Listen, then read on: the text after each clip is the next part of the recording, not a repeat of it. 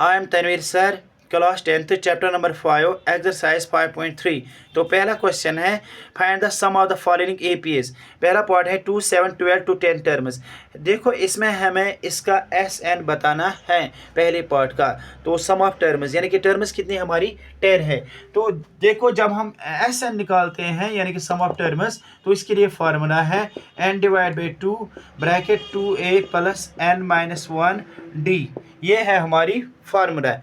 तो इस फार्मूला के हिसाब से हमें n पता होना चाहिए और a पता होना चाहिए और d पता होना चाहिए। तो देखो n जो है हमारा 10 है, तो n का मसला हो गया। अब रही बात a होता है हमारी पहली टर्म, तो पहली टर्म है हमारी 2, तो वो भी हुआ। अब बात है d की। d किसके बराबर होता है? d means common difference. तो कॉमन डिफरेंस किसके बराबर होता है? ये आपने पिछले वीडियो में देखा ही है। तो वो होता है a2 माइनस a1। किसके बराबर होता है? a2 minus a1। तो a1 होता है हमारा पहली टर्म, a2 होती है हमारी दूसरी टर्म। कैरी ऑन ऐसे ही। तो a2 हमारा 7 बनेगा, 7 minus 2 that is equal to 5। अब हमें पता चला इसका a भी और n भी और d भी। अब हम इस क्वेश्चन को आगे करेंगे। देखो इस क्वेश्चन को हम आगे कैसे करेंगे, ज़रा ध्यान से देखो। तो S10 हमें बताना है। तो n के बदले क्या आ जाएगा? n के बदले आ जाएगा हमारा 10। तो 10 डिवाइड बाई 2 ब्रैकेट 2 हम लिखेंगे फार्मूला का, और इसके बाद है a हमने अभी पता किया, a हमें पता है ये 2 है। तो प्लस ब्रैकेट n-1, n है हमारा 10 माइनस 1 ब्रैकेट क्लोज। और d किसके बराबर है? d है हमारा 5। तो हम यहाँ पर 5 लिखेंगे। तो यहाँ आपको आएगा समझ में, ये 5 है। तो यहाँ पर क्या, अगर यहाँ पर कैंसलाइजेशन हो जाती है तो हमें यहाँ पर कैंसलाइजेशन करेंगे तो हो जाती है 2 5 10। ये तो सिंपल है।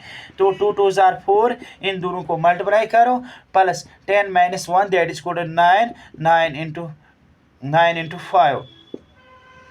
तो यहाँ पर 5 4 9 5 और 45। ऐसे ही करना भी, पहले इन दोनों को ज़रब, इनको माइनस, फिर इन दोनों को मल्टीप्लाई करो।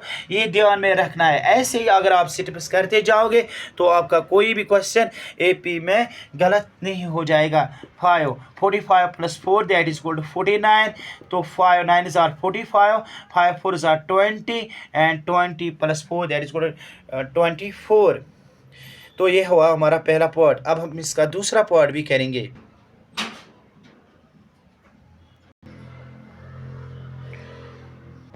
दूसरा पार्ट जो है हमारा -37, -33,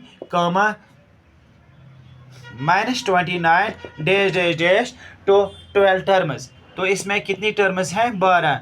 तो हम देखेंगे फार्मूला के हिसाब से। तो हम लिखेंगे सॉल्यूशन। तो इसका जो कितनी टर्म्स हैं? 12 है, 12 टर्म्स। तो फार्मूला क्या है? Sn is equal to n divide by 2 bracket 2a plus n-1d। ये है हमारी इसकी फार्मूला। तो अब हम इसको करने जा रहे हैं। तो हमें क्या पता होना चाहिए इसमें? हमें इसमें पता होना चाहिए n तो हमारा 12 है। तो अब दूसरी बात, a भी पता होना चाहिए। a तो किसके बराबर आएगा? -37। अब कॉमन डिफरेंस की बात करेंगे।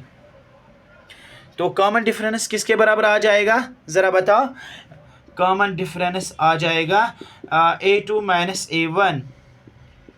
a2 minus a1। a2 किसके बराबर है? a2 है हमारा -33। अभी मैंने बताया ये a1 a2 माइनस a1 किसके बराबर आ जाएगा? -37।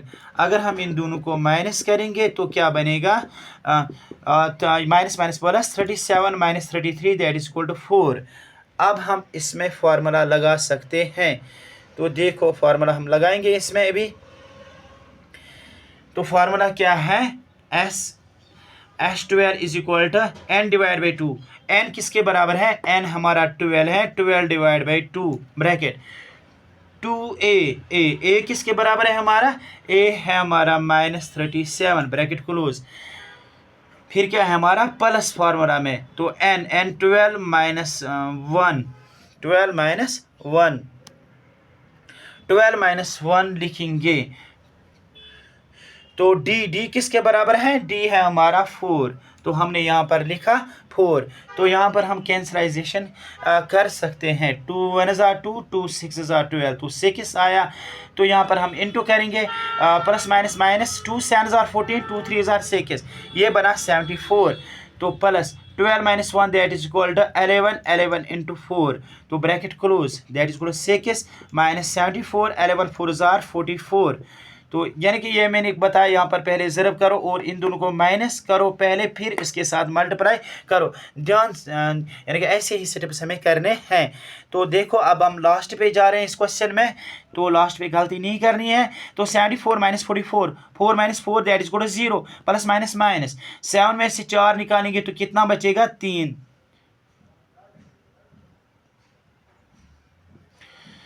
तो यहाँ पर आ जाएगा -30। तो 6 0 जार 0, 6 3 जार 80, तो आंसर निकला हमारा -180।